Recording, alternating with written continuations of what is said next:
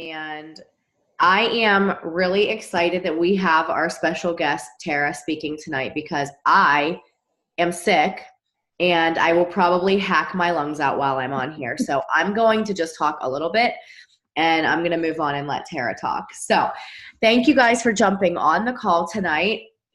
This is our first call of February and it's Team Cup month. And I hope that you guys are all on a team and excited to do some really exciting things in your business.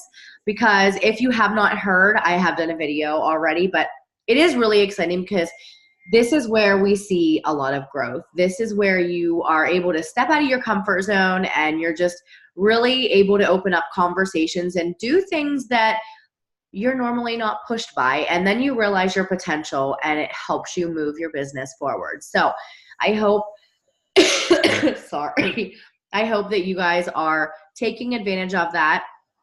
The last day to register was yesterday. So hopefully everyone got on a team and you're ready to just explode your business and just help a lot of people, help as many people as you possibly can. So the next thing, I just want to have a few announcements, not too many. I'm not even going to go into details with these because I'm going to give you the FAQs to look at them yourself. But I know that I'm pretty excited about the Morning Meltdown pilot test group. Has anyone heard about that?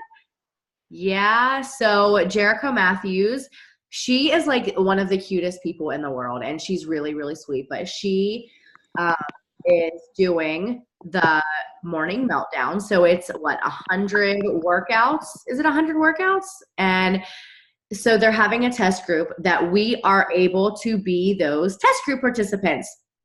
So how you're going to do that is you are going to have the highest amount of Success Club points you possibly can.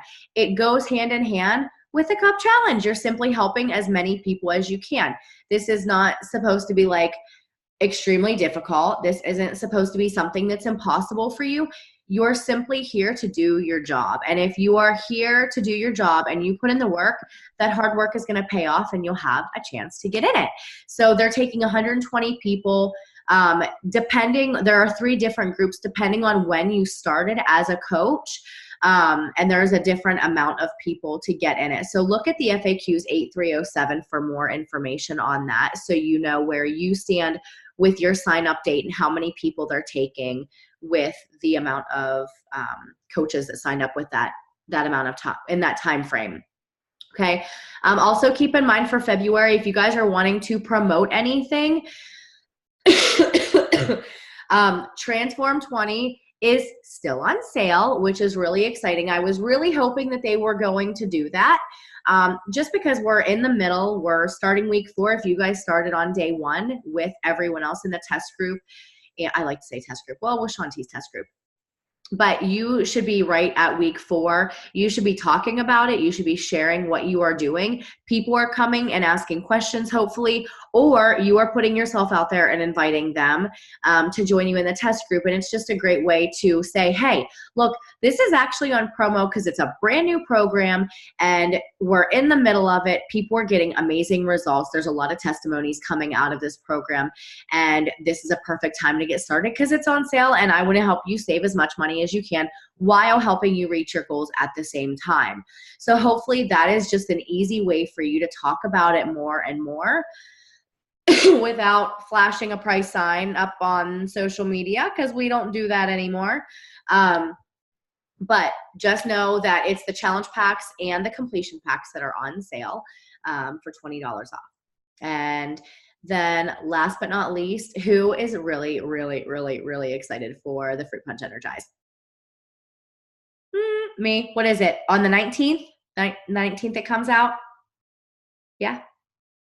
I'm so excited. I don't know how I'm going to like let go of my current Energize, but I might break up with it just for a little bit. I'm not sure. My husband's definitely breaking up with this Energize because he's like freaking out, geeked about the Fruit Punch Energize. So we might have to get 2 just like we do the recovers because I do orange and he does chocolate. We'll just have like a whole bunch of Beachbody supplements filling up our house.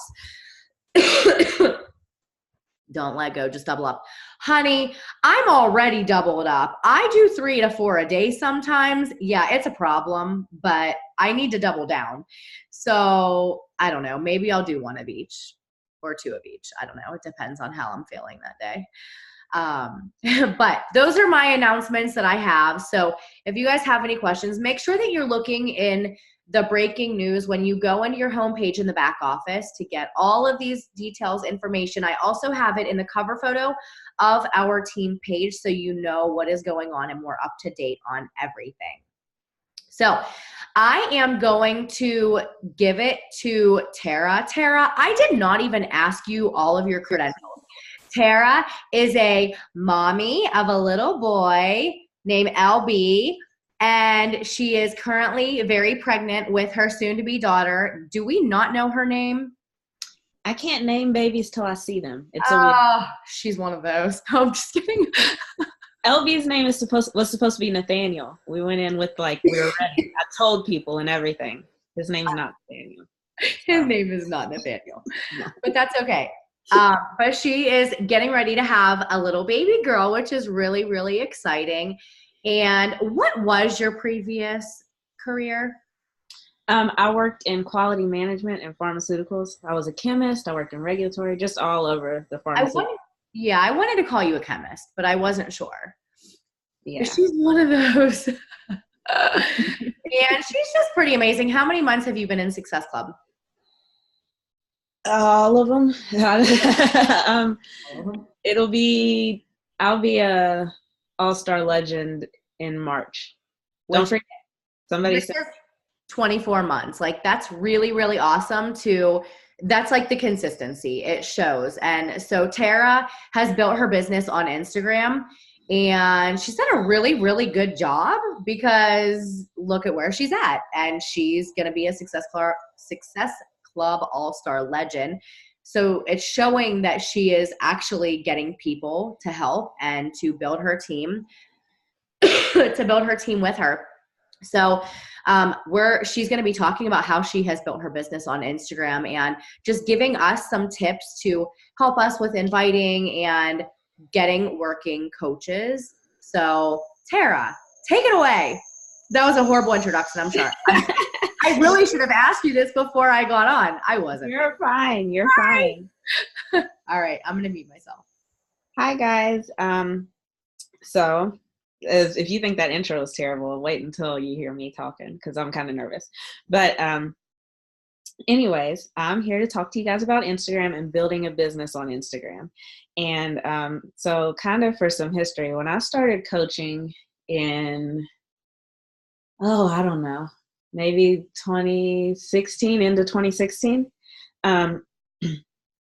I did not realize that everybody was kind of getting all their clients off of their Facebook. I went through the training and the training kind of would say Instagram or Facebook. So I posted the same things that I posted on Instagram on my Facebook. And in the beginning, most of my first clients did come from Facebook because they were people that I knew in real life. But as I made my Instagram public and started just posting and being myself, it started to generate more clients for me. And I remember my first Coach Summit I went to, so 2017 Coach Summit, I was sitting with some other coaches and they were talking about how they were trying to figure out how to get people off Instagram. And I was like, oh, all of my clients come from Instagram. And I didn't know that was a weird thing. So this will probably be a little different than other Instagram trainings you've got because this is just something that has came kind of naturally for me. And I want to share that aspect of it instead of the more calculated, this is how you make Instagram work for you. So as far as Instagram versus Facebook goes, the thing that I like about Instagram is one, I don't know about you guys, but my Facebook has a lot of people that I grew up with and people that I used to work with, and it gets really political. And sometimes I don't really like to be on there. Instagram is not like that. You're going to see just a lot more, in my opinion, people are a lot more pleasant on there and they're open to meeting new people. They're on there to meet like-minded people. And people on Instagram are a lot less hostile if people are trying to sell something, or you present something to them that costs money. They almost expect it at a certain point. So I feel like those things make Instagram a friendlier environment for us, and it's what is a couple of the things I really love about it. As far as what type of content I put up on Instagram, and I suggest everybody put up on Instagram, if you do an Instagram training, you're going to get all kinds of, your grid should look a certain way and all of this. The truth of the matter is, most people that see your post are either going to see it on their homepage because they follow you, or in the Explore tab, or looking through hashtags. So yes, your grid is important. You want your homepage, your Instagram to look professional, but most important, I feel, is that your picture that you post is eye-catching and it has a meaningful caption. I say meaningful caption. You don't want to just post like, I don't know, a meme or a quote and have no caption, or post a picture and not say anything under it just to hit your certain number of posts a day, because especially now, Instagram has the same feature as Facebook. You can mute people. So if I'm following you and you're posting stuff I don't want to see, I can mute you and I won't have to see your stuff ever again. So eye-catching picture and a meaningful caption. Deidre, I was about to ask you about this because I always forget. If it's not to inform or inspire, or I can't remember. Entertain. There we go. Then don't post it. I like to use my post to let my audience, followers, whatever you want to call them, I mean, friends, whatever, get to know me. I share a lot about my pregnancy currently in my post. I share a lot about my family life, about just how I'm feeling day to day, about my workouts, all of that. You want to almost seem like you're having a conversation with an invisible person, so that people feel like they already know you when you do start having a conversation with them. But I also think it's really important to, yes, share about your life, but we're not just standing around with a megaphone like, hey, look at me, I have a fun life, look at my cute kid. Like, you also interact with the people that you follow and the people that follow you. So for me, if I have somebody that comments on every picture I post, that doesn't just mean like, okay, I should definitely hey girl them, I should definitely invite them. I should also return that love. I should also go see what they're doing on their page, like their stuff, comment on their stuff, and interact with other people. I try not to ever be really preachy or negative on my page. I just want it to be a place where people can go and look through my post and feel good. And I also make sure to post about the business opportunity in a lot of different ways. I like to post about it just from a general standpoint. Like if I take a picture of me and LB in the middle of the day at the park, I'm going to mention like, this time 2 years ago, I wouldn't have been able to do this because I would have been at work. And so everything is not a call to action. I think a lot of it is just like, I'm just posting to share this. So then when somebody sees my call to action post, they'll be like, oh, I didn't know that was something I could do too. Let me ask them about it. And so that's my general rules for posts. For stories, planned, cool Canva pictures are awesome. I think if you're going to do a call to action or a post about a challenge group or a post about the business opportunity or whatever in your stories, it's great to have those planned out. It's great to have them beautified and all of that. Spend time on them if you want to. If that's your thing, that's great. But please do not forget how important the unplanned, unedited, look at what is going on in my life stories are. I feel like the difference between posts and stories is every once in a while you're going to make a post and it's going to flop. Every once in a while you're going to make a post that's going to blow up and have way more attention than others. My stories are always consistent. It's always the same number of people watching my stories. So I make sure to give them a window into my life. And it's almost, I was looking through my stories today when I was thinking about what I was going to talk about. And sometimes it's almost like, this is my life and we interrupt this for this commercial for my next group. And then this is my life. Like, most of my stories are just candid, like, this is funny, let me do this. Or, oh, look, I made something cool for dinner. Let me take a picture of this and share it. Or, oh my gosh, I sneezed and I felt like the baby was going to fall out. Like, that's one of my stories today. Because you want people to feel like they know you. And that is important because I invite or hey girl every single person who likes any of my pictures. They are getting one or the other. And the reason that I feel like it's important to share a lot about yourself is so that when you pop up in their messages, they feel like they already know you. And that makes them not want to just ignore you and ghost you. I mean, yeah, there's still going to be some people who don't respond to your message, but the more that you share on your page, the less likely it is for somebody to see your hey girl or to see an invite from you and not respond. Also, a quick note on videos. I think that people should post a mixture of pictures and videos on their Instagram grid. But if you have a grainy, dark video, put it in your stories. Do not put it on your grid. If it looks like you're like flopping around in the dark in your basement or whatever because you're doing a workout, that's cool. Just put it in your stories. You can filter it a little bit and brighten it up, but don't put something that doesn't look good on your grid because people are just going to scroll past it and it's kind of a waste. Now, I mentioned that everybody that shows attention to my page, they will get either an invite or a hey girl at some point in time. Eventually, they're all going to get invites. But I do think it's important to talk about building a following, and it kind of goes back into posting content. I know a lot of people will say, oh, to find people to follow, you search hashtags. You find people that you think are interesting and you follow them. We've all heard that advice, right? And the first thing that people say is, all I find is other coaches.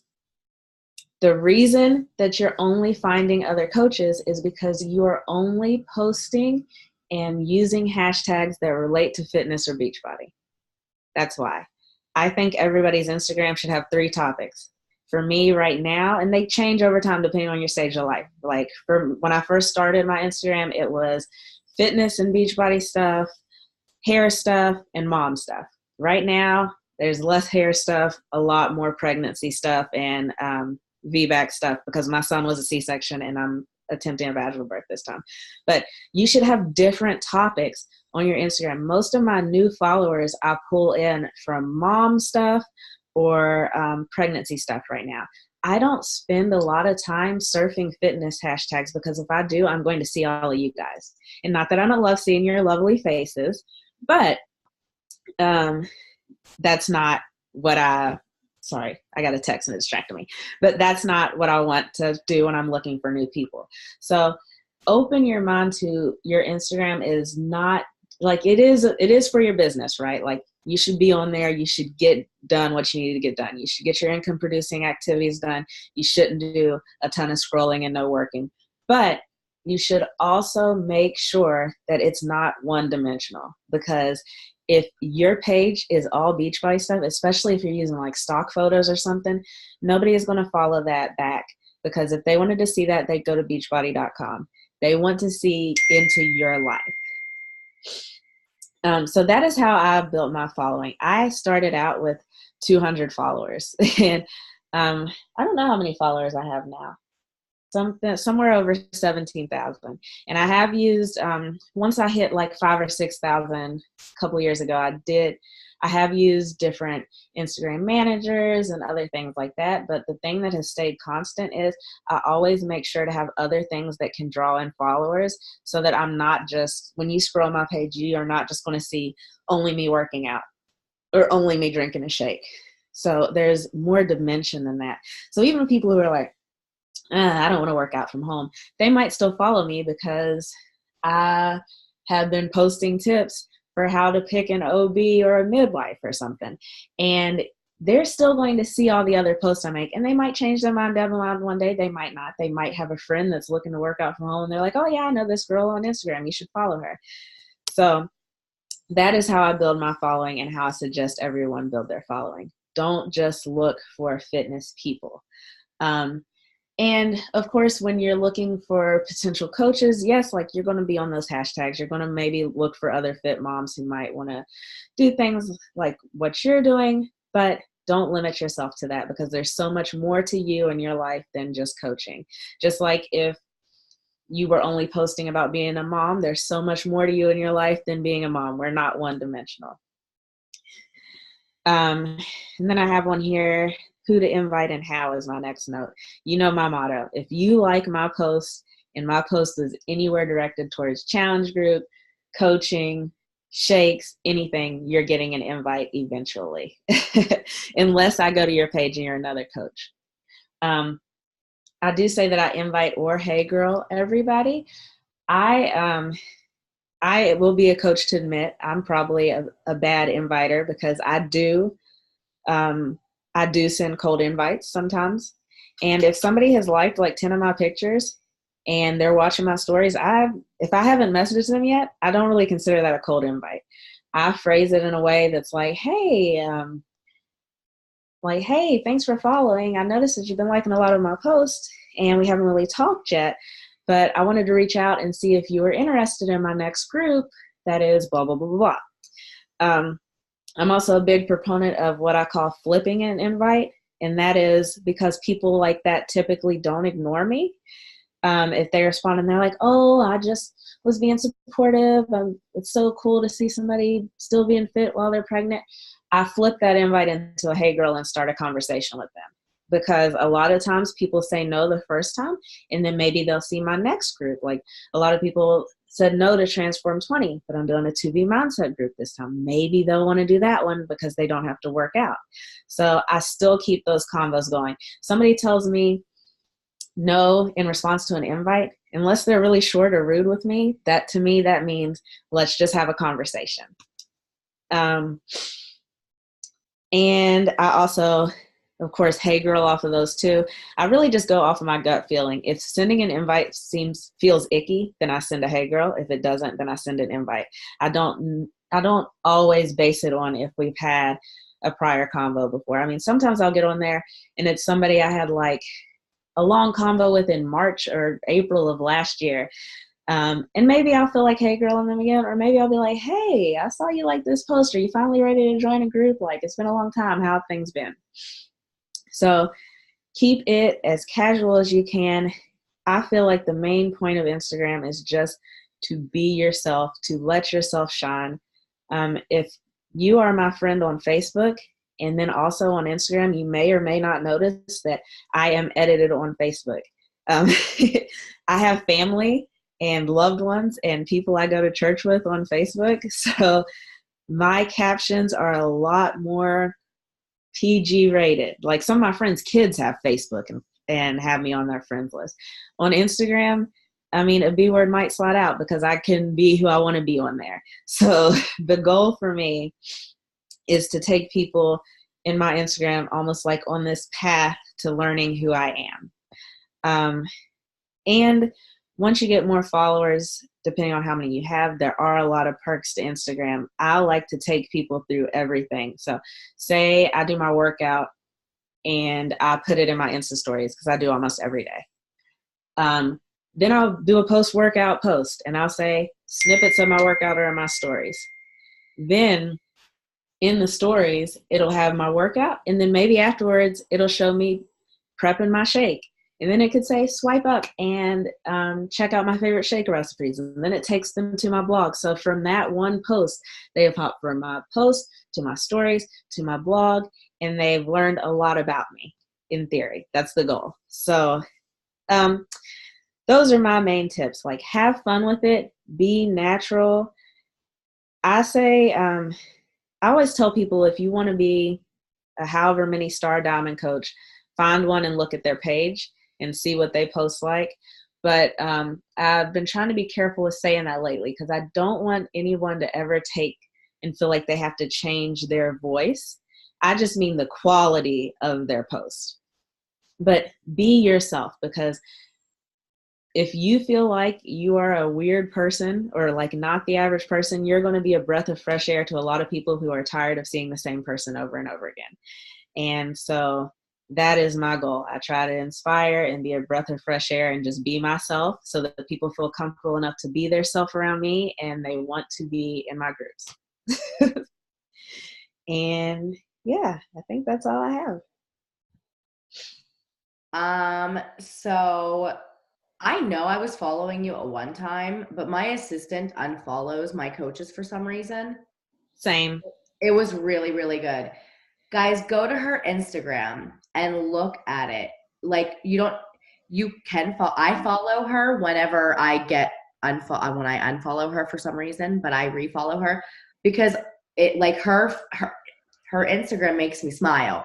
Like she's real. You could see her personality on her Instagram. So it's Tarra Tarra Yvette, and you have 17.5 thousand followers, by the way. Yeah, somewhere in there. Her pictures are adorable. I mean, the belly helps, absolutely. But like, you could see her personality. And here's what I really love about it. Like you could tell she has quality people because the amount of people that like her posts too. But when you look at her, when you look at her Instagram, this is something to keep in mind. You do not have to take like a picture every single, like I don't get ready every single day. Here I am. I don't get ready every single day, but what you can do is you could, when one of the days or two of the days during the week when you are ready, throw some makeup on, do your hair, put on a cute outfit, and take a bunch of pictures in different poses. Or even have yourself ready and wear a couple different outfits. I know it sounds silly, but yeah, we do that. Take a couple different pictures in different outfits so you have them for your post. But you could see like Tara's in her yellow outfit in like 1, 2, 3, 4, 5 of these pictures recently. Every one of them, she has a ton of feedback. So they work, okay? But the quality of the pictures is really important. If you don't have good lighting in your room or in your house, wherever you're taking your picture, go get accessories to help you with the lighting of your pictures. Like, do you see I have lighting everywhere? I know I'm a fruitcake, and I have a ring light outside in my living room because that's where I did my workout. But when you invest in stuff like that, it's going to make the quality of your pictures stand out fantastic. And people are going to be like, stop scrolling. And they're going to look at your picture and they're going to click on you and they're going to look at it because the quality is that good. And it's not like the other people who are not acting professional and it's, blurry and, grainy, which should be in your into as much depth as Deidre. I don't have a fancy light. I do need to invest in one. But even just something as simple as before you snap your selfie, blow on your camera and wipe it off. Like, simple stuff like that. Like, have you ever seen somebody's picture? They just need to wipe off their camera. Go to a room where daylight is coming in your house, turn on the lights, take your picture, go to Instagram, edit it and add light to it. Like, all of my pictures have been brightened on my Instagram. I am not, like, my house is not this bright. Like, I don't just look like this in my house. I mean, the quality is really, really good. Thank you. But the lighting does help. But like she said, use natural lighting is always the best. If you could open up all your windows and blinds or whatever you use and have that lighting come in, that's perfect. But if you don't have a lot of windows in that room, like in my basement, I really don't have that. So I did invest in the ring light for that, and it made a huge difference. And it was like $115, but it's a write-off too, and a good investment into your business because it's going to help.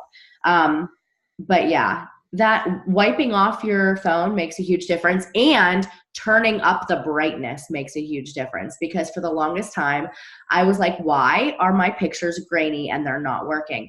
And here someone was, who was it? Sarah, was it you? I feel like it was you for some reason, or Megan, one of you two. But you're like, did you turn up your brightness? And it was like at the lowest. I'm like, oh, that makes a difference. Silly me. So then my pictures became, better quality.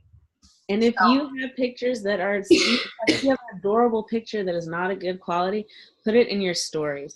And like, I will put anything in my stories. I just clicked on my stories to see what the first one is. And the first one is me balancing a cup of milk on my belly and eating cookies last night. Like, people they just want to see you. They just want to see you. So high quality stuff on the main page, because it stops people from scrolling, hilarious, whatever your personality is. I think I'm funny, but I mean, you know, whatever your personality is, put that in your stories regardless of how it looks, because people are going to tap through that either way. I like to think I'm funny too. I laugh at my own jokes and my husband gets really annoyed because he's like, do you really think you're that funny? And he's not laughing. And I'm like, it's hilarious. Why aren't you laughing? It's funny. I crack myself up. Me too. The other day, Brian went outside to look for a Lego piece that LB had dropped in the car, and he looked and looked and looked and couldn't find it. And I went out there and found it in 5 seconds. And LB was like, Dad, how come you couldn't find it? I was like, the last thing your dad found that was worth anything was me. And I was cracking up. He didn't think it was funny, though. It's cute. I think I'm funny. I think you're funny, too. And I find other people that think I am funny, and that helps my business. Absolutely. And you can tell by your pictures, like I noticed some of them, you were making like funny faces in them. Like you're showing your personality, and that's why people are attracted to you, because you are being real and you are showing who you are. The most important thing, guys, is you should be the same person when someone meets you in person than you are on your Instagram, because you are selling yourself. You're not selling Beachbody products. Like she said, don't put the random pictures that you could get off of teambeachbody.com or Google, like, you know, the what's it called? Shop photos. What's it called? Shop photos? I don't know, but I know what you're talking about. Like the stock photos. Stock photos, not shop photos. Stock photos. Like you could get those anywhere, but like yes, you're selling the products, but it's you who they're selling first. So who you're selling. If you're not the same person on your social media that you are in real life, throw that in there sometimes. Like every once in a while, I'll be like, if you see me in real life, I'm shy. Know that. Like just know that.